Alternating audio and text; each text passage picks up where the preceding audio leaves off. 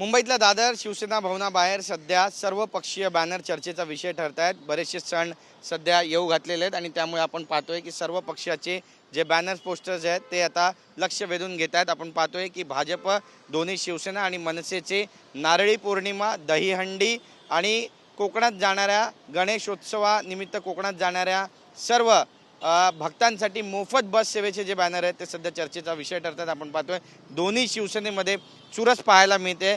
चला गणपती गावात जाऊया अशा आशयाचे जे बॅनर आहेत ते महेश सावंत यांच्याकडून या मतदारसंघामध्ये ठिकठिकाणी लावण्यात आलेले आहे। त्याची तारीखसुद्धा देण्यात आलेली आहे।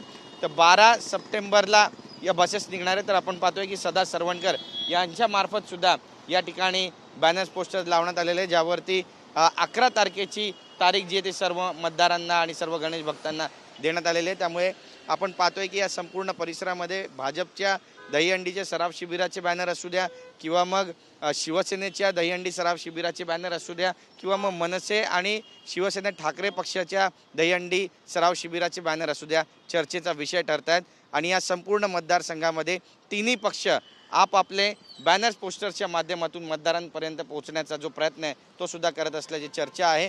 उत्सवांची नगरी म्हणून मुंबईकडे पाहिलं जातं आणि त्यामुळे या उत्सवाच्या निमित्तानं आपली मार्केटिंग करण्याचा जो प्रयत्न आहे तो सर्व राजकीय पक्षाकडून होत असल्याची जी चर्चा आहे ती सध्या या मतदारसंघामध्ये रंगते। कॅमेरा पर्सन योगेश गुरवसह गिरीश गायकवाड, TV9 मराठी, मुंबई।